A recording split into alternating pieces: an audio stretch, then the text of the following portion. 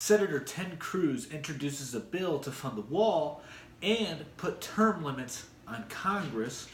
The Supreme Court votes Friday on whether or not to hear arguments to dismantle DACA.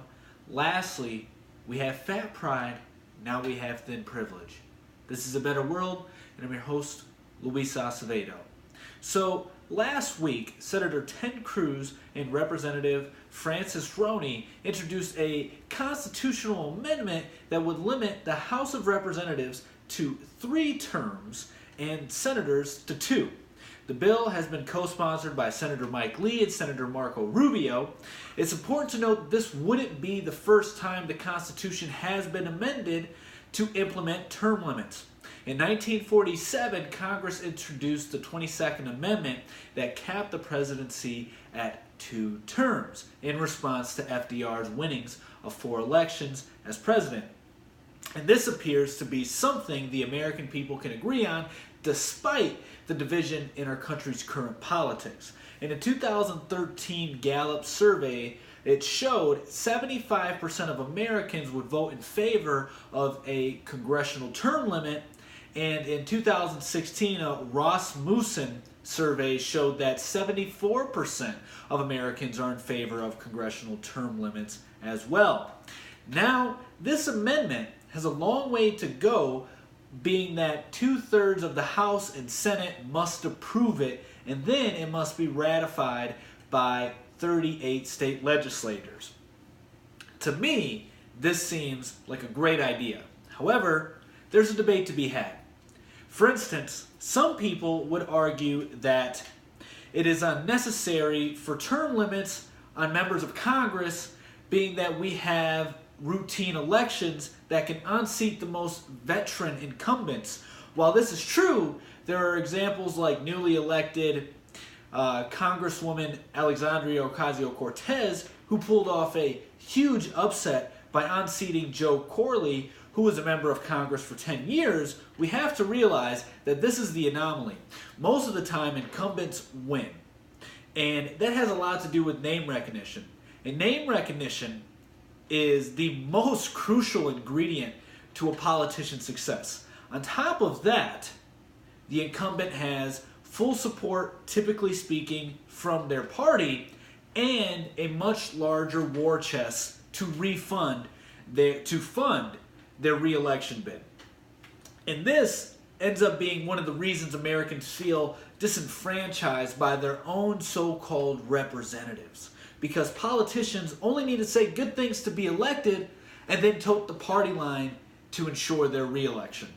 Whereas term limits would force those seeking public office to truly have the best interests of their constituents at heart by the simple fact that regardless of their work, they'll have an expiration date.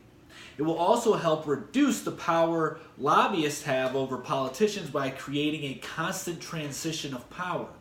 So it doesn't stay centralized for too long, and lobbyists are going to have a hard time finding a politician that they can win over and ensure that they will do whatever they want them to do. Now, this is just one thing Senator Ted Cruz had introduced last week. The second bill he introduced provided a creative solution to the debacle causing our current government shutdown. And in my opinion, it's probably equally as good. So what it does is it proposes to reallocate the money forfeited to the United States government from drug cartels and use it to fund the border wall. In total, the U.S. government is seeking to criminal forfeiture of more than $14 billion in drug proceeds and illicit profits from drug lord El Chapo. Hence why the bill's name is El Chapo. I think that's a pretty awesome name. In my opinion, this should be a bipartisan bill right here. This should receive bipartisan support, especially since it does what Trump promised to do, being that cartels run Mexico. That would mean Mexico is, in a way, paying for a wall if this bill were to pass. And the idea seems to be popular. On my social media, anyway, I've seen the idea floated around a few times from friends and family who have no idea that this is already being enacted. So this seems to be something that may be popular amongst the general public already. And I really think this is a great idea. It doesn't cost the taxpayers anything. And on top of that, the seized assets are typically used to compensate victims and support various law enforcement. And by using these funds collected by the drug cartel, or from the drug cartel, to fund the border wall, it will do just that. And, the Border Patrol agents will be much safer, as will the Americans. Therefore, Senator Ted Cruz has proposed 2 bills that are hand down wins for the American people. Meanwhile, the Supreme Court will decide this Friday on whether it will hear arguments for the legality of DACA. So continuing with immigration here, but something a little bit different. If you remember, DACA was an amnesty program for illegal aliens in 2014 that Obama unconstitutionally made law by executive order after acknowledging that he would need congressional approval. He acknowledged he needed congressional approval before going ahead and signing the executive order allowing millions of illegal aliens to then become citizens. So that led the Justice Department, after President Trump took office, to deem DACA illegal. Preceding that, Homeland Security announced it would end DACA, resulting in leftists suing and stating Trump must go through the Administrative Procedural Act before ending DACA. And that makes little sense, being that Obama knowingly provided unconstitutional citizenship to illegal aliens. The purpose of APA is to require federal agencies to publish notices of proposed and final rulemaking, which provides opportunity for public comment. So why would this apply to something that was done illegally? The president has no power to do what Obama did, yet he did it. Now they want Trump to follow the rules when President Obama didn't follow the rules when he was in office. It makes no sense whatsoever, but this is why they're doing it. It's very simple. The answer is really straightforward. It's votes. I've talked about this so many times already. Those who received amnesty from Obama will or do already vote for the Democratic Party. And the plan is to begin replacing Americans with illegals as a form of insurance. That way the Democrats can remain in power. However, hopefully Friday we can see some light shed on the darkness here and redo, or better yet, overrule this egregious decision that has been put in place. One more thing I want to add before we change topics here about the Supreme Court is that the notorious RBG will be missing her first day ever as she recovers from surgery. During the week of Christmas, December 21st, I believe, she was admitted into the hospital to have surgery to remove some cancerous nodules that proved to be harmless. However, this is something to be thinking about, especially since she's 85 years old and having a lot of health issues with her recent breaking of ribs and now the surgery, is that how long can she be on the Supreme Court? I want her to recover, very quickly and be able to return to do her job quickly as well. And I want her to live a much longer life,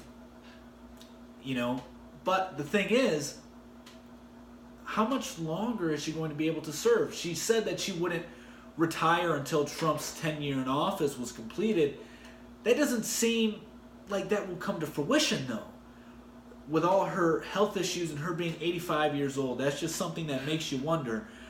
But, we'll just have to see whether or not Trump will be able to have a third Supreme Court nominee or will not.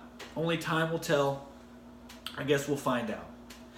In other news, the victimhood culture has found another oppressor to pin some blame on. So, I'm sure you've noticed that Americans are putting on pounds, and as a result, we have started to become more sensitive to people who are overweight by going as far as to making campaigns against this so-called fat shaming.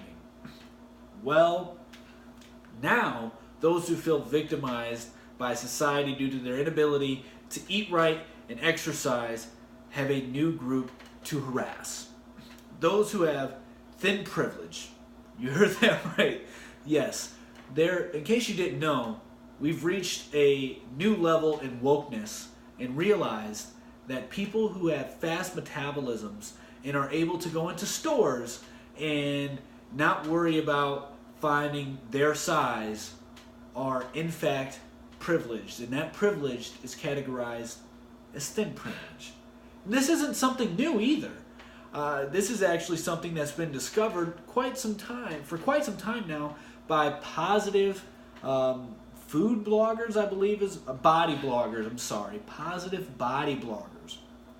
And one of them took to Twitter and made a thread that received a lot of retweets and people agreeing to it as if it opened their eyes to something they had never known before. And this person's name is Cora Harrington. And I'll go ahead and read some of the tweets that she had put out. This is from an article I'm reading from BBC 3, that way you know, and it's called "What is the Thin Privilege and Who Has It?" So it starts off with this. Hey, you don't have to feel thin to have thin privilege. Thinness isn't a feeling. If other people perceive you as thin, you are thin. If you are able to walk into any clothing store and accept to see a wide range of options in your size, you are thin.